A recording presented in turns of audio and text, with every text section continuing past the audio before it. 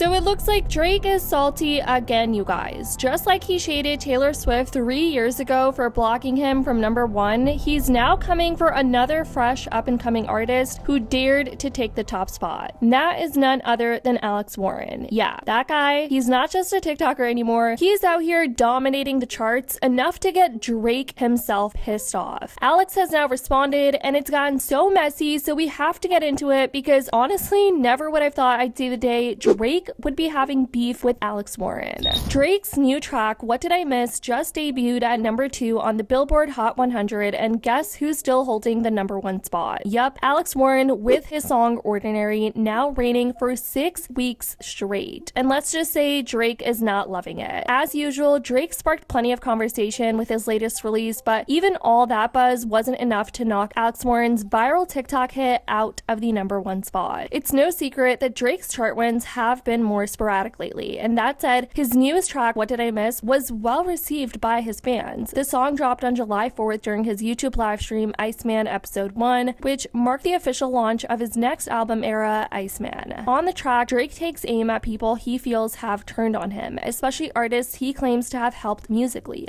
There are also some not-so-subtle jabs at former friends. He even references Kendrick Lamar's pop-out show in the aftermath of their headline-making lyrical war. But despite the drama and hype, the rollout worked, at least partially. The song racked up over 22 million streams in its first week and had hit 25.2 million on Spotify, but still, even with those numbers, the Drake fell short of securing that coveted #1 spot on the Billboard Hot 100. Drake posted a screenshot of the chart to his Instagram story with a not-so-subtle message writing, "Suppressor on the #1 spot. I'm taking that soon, don't worry. One song or another. Rule changes and all." Now, what rule changes he's talking about, he didn't elaborate, but people are guessing he's throwing shade at Billboard for adjusting how they calculate chart placements. Others are speculating radio play has something to do with it. And to be fair, Billboard has updated its rules a few times, usually to stop fake streams and bot activity and just shady tactics like album bundles and ticket sales that inflate the numbers. They claim it's all to make the charts reflect real fan engagement, but not everyone agrees it's fair. Either way, Drake seems to think something is fishy.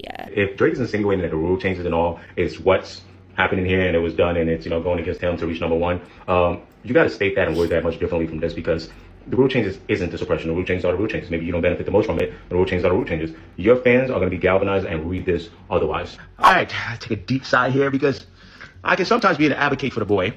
Other times, you lost me. Okay, sure. I'm trying to say, I think this is Drake being, how do I say this? He's being a bit careless, but for the sake of galvanizing his fans. I think throwing the suppression and suppressor word around is really, really, really loose cannon stuff. You know that they're not dumb enough right now in the midst of litigation to be doing any type of suppression that Drake would know about. You've got a lot of guts, right? To think that you can drag your label into litigation and not expect any blowback. So either way, not that that's right, I'm just saying, that's a lot of hubris.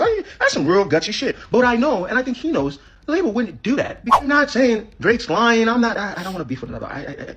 But I am saying that this is this is probably, in my opinion, a misinterpretation. Now, before we get into how Alex responded to this isn't the first time Drake has publicly thrown shade at other artists, you guys. As some of you may remember, he had what appeared to be a one-sided beef with Taylor Swift. We clocked some subtle shade and competitive energy back in 2022. It all went down when Taylor dropped her Midnights album, which became a streaming juggernaut. It completely dominated the records left and right, especially with her #1 smash hit, Antihero, unintentionally stepping on Drake's toes in the process, because just a couple of weeks later, in November of 2022, Drake and 21 Savage dropped their joint project, Her Loss. The hype was huge, the album shot to #1 on the Billboard 200, and several tracks landed high on the Hot 100, but none could break past Taylor's Midnights wall. Cue the shady Instagram post that got him a ton of backlash. Drake shared a screenshot of the Billboard Hot 100 that week, but with a twist. He scribbles out, but most notably, Taylor Swift's name was completely covered heard even though her songs were ahead of his. This move did not go unnoticed, and fans immediately called out the pettiness and interpreted it as a not so subtle shot at Taylor Swift. Drake never publicly explained why he edited the chart that way. Maybe he just wanted to spotlight his own wins, maybe it was light trolling, or maybe, just maybe, he was a little salty about being knocked out of the top spots by Taylor's number one. After all, these are two of the most competitive artists in the game. Taylor, though, she's known for playing the long game, and Drake's entire brand is built on being unstoppable. So to get blocked like that, especially when you're used to dominating, had to sting a bit. For Taylor's part, she stayed quiet. She never addressed Drake's edited post or any of the fan theories that followed. That's kind of just her style though, so it makes sense. She lets the numbers speak, and in this case, the numbers were screaming. But fast forward to now, about 3 years later, and Drake's kind of doing the same thing again. He hasn't stopped, but Alex decided to respond, and people felt like he handled it perfectly.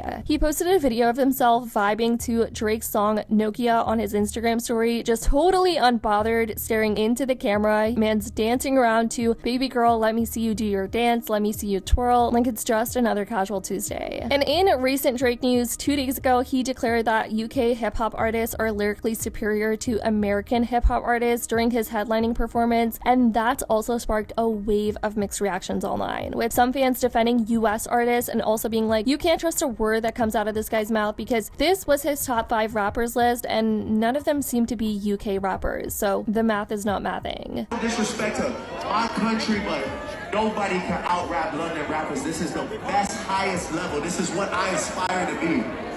And this guy right here was the first person to open my mind to that shit. Go ahead. Man's never been in marquee with his shut down, eh? Yeah. So people are like, stick to your word. And as soon as he was done using the US, he then slid right over to the UK to get up under their skin. Drake, who are your top 5? Biggie, Hove, Wayne, Young Tony, Andre 3000. Not a British name in sight. That's how you know he be leeching. Now somebody by the name of Officially Ice said them UK rappers might actually rap better than US rappers. I'll just never know. And I just won't know because I don't listen to UK rap. And no tea, no shade, but America first. This is why you can't listen to nothing that come out of Drake's mouth. Y'all keep forgetting this man was an actor first before he was a rapper. So he just be acting all the time. Drake didn't even name a UK rapper in his top 5. So why would you believe him because he's telling you in front of your face? Anyways, what do you guys think about all of this? Let me know your thoughts in the comments down below. I love you guys so much, and as always, I'll see y'all in the next video.